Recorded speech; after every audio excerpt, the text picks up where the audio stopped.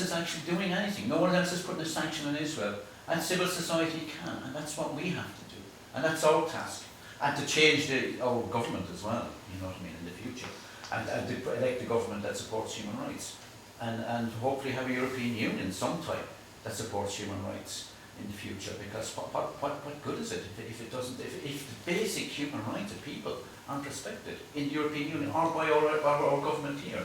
And our government are very fond of saying we have to have a united front in Europe and we can't make unilateral decisions. They could ban settlement produce even that much. Like they did, like Rory Quinn did in 1985 with the South African boycott, and he banned it unilaterally, one of the first countries to actually ban South African produce. We could do it here as well, but we have to put pressure on people. But because they won't do it, we have to do it. That's our task, really, as civil society, I think. Yeah, well, I have a very simple line in relation to the government. If you really are so opposed to a civil society boycott, it's very easy for you to stop it. And you don't stop it by criminalising it. You stop it by imposing sanctions on the state of Israel, taking that out of our hands, ending the arms trade with Israel, putting your money where your mouth is. Yeah, that's the way to stop it. Kevin? Yeah, I think for anybody that reads, like myself, torturously, the Israeli press, over the past, let's say, year, will have noticed a massive difference in how they discuss boycotts, divestment and sanctions, because it has gone from laughing at these hippies or whatever to, like, every time you open up Haaretz or Ynet or whatever, there's like 6-7 articles about the threat of BDS or what the government is doing about BDS and how much money it's pumping into BDS and how Hillary Clinton is buying BDS, etc., etc. But so I mean, clearly it is having an effect within Israel as well, in terms of how it's viewed. But for the artists in the panel, you know, I've been involved in a few of these cultural boycott campaigns down the years. What do you say to artists who say, well, I want to go to Israel because culture builds bridges, culture brings people together, and isn't that better than dividing people? Yeah, well, culture builds bridges if it's allowed to. The culture doesn't exist in a vacuum. I mean, the arts don't exist somewhere up there in outer space, so looking down benignly on us. The arts are mediated, and they're mediated by social forces, they're mediated by government, they're mediated by institutions. And these institutions actually influence the way and the degree to which the arts are presented to us. So if the Israeli government were interested in the idea of having bridges built with people who disagree with its policies, or indeed with the Palestinian people, they would be able to do so, but they have absolutely no interest, so they have an interest in setting up these structures whereby artists are exploited regardless of the content of their art. So from my point of view, that is a really important thing to stress, that you know, if you take a case like, I always mention Beethoven's Ninth Symphony, being a classical musician. The last movement of that is the Ode to Joy, which is a hymn to, well, brotherhood, as they call it, and we would say solidarity. It's wonderful, it's a universal message, and it is a great monument to the human spirit. It was picked up by Bismarck, who made it the anthem of his authoritarian state. It was picked up by the Nazis, who made it the anthem of their authoritarian state. It was picked up by Japanese kamikaze pilots, who before they would go out to blow themselves to smithereens, would listen to the last movement of Beethoven's Ninth Symphony. And it is now the anthem of God help us, the bloody European Union. Now, this is one of the most powerful utterances of the human spirit on one level. On another level, it is totally powerless, because it has no power against the way that it is going to be exploited. So, while an artist is alive, it is her or his responsibility to ensure that her or his work is not exploited in that way. The way Bruce Springsteen, to mention him again, I don't know why I keep mentioning Bruce Springsteen. You're turning. I like Bruce Springsteen. When Ronald Reagan adopted the Springsteen song, Born in the USA. It's a song about depression, it's a song about everything that's wrong with the USA. But Ronald Reagan made a speech saying, well, we're all patriots, we all can sing along with Bruce Springsteen, I was born in the USA. Well, Springsteen didn't take that lying down. He wrenched that song away from Reagan and said, no, you can't have that. If he was dead, he wouldn't be able to do that.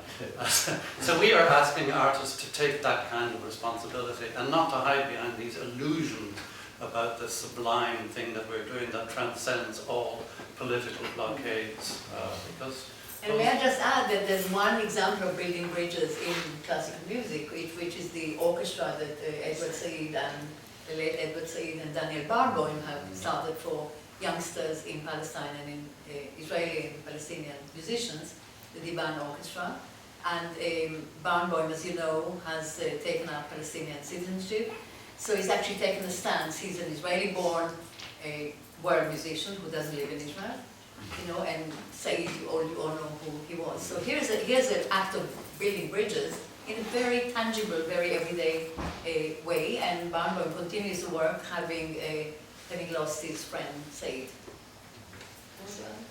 No, I think Donald? It's interesting that point you make, because the play, The Luthier, that we just saw, the play by Lucy Caldwell, was based on an article in the New York Times in 2009 that was about that academy that Edward Said and Daniel Barenboim set up, that has a branch in Ramallah. And the Luthier in question, the fictional character in the play, is based on an interviewee of the New York Times at that time who was involved with that academy that you're talking about. But I just wanted to say briefly about the play, because I think it deserves to be talked about in a full show discussion. So a few of us here spent the morning since 7 o'clock this morning putting 556 infant vests on Sandymount Strand as a testament, a commemoration of the 556 children killed during the 51-day assault on Gaza that began this day last year. And I found the play so incredibly horrifically resonant, because it refers to an incident exactly like what happened to all those children of Gaza. And we had the list of over 500 names out on Sandymount Strand that Abraham Deeb very kindly printed out for us this morning. And we had the 556 infant vests, all forced into eternity by the savagery unleashed last year. It seems there is no other way of even contemplating progressing humanity without boycotting the force that inflicts that kind of suffering. And the plays like The Luthier are what we need to encourage and to expand and to intensify that very passionate feeling of justice. I must say, in the play, the moment he plays my music and speaks about how he speaks, I was sobbing. Because it precisely was a moment where music I know from my background, and the reality of this child was absolutely too much to bear. I don't know about you guys, but this and the various other performances and events in the PalFest actually brings it home to us. But take courage, people. Sign the boycott if you're artists, or join the boycott in other ways as well. You're not harming Israeli individuals who want to voice their opposition to what the government is doing, to what my government is doing. You know, it's a very humanistic way of supporting people who are put under siege, occupation, or as citizens. For instance, Bedouin citizens of Israel, their villages have been demolished. On and on. There's one village called El Arakim, which has been demolished now 86 times since 2010. Think of it. And the people are still there, they're still rebuilding, and it's still being demolished. But they are steadfast. This is their land. We must remember that. So with that in mind, I'd like to thank my co-interlocutors and thank again the actor for this wonderful play, and thank PalFest for enabling it. And thank you for staying for the discussion. www.palfestireland.com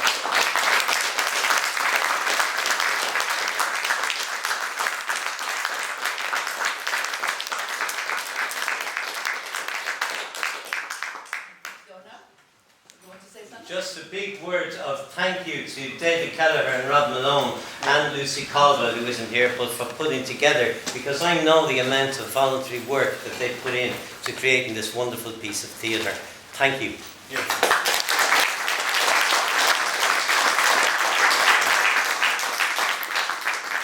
Let us know when the national tour is starting and we'll promote that as well.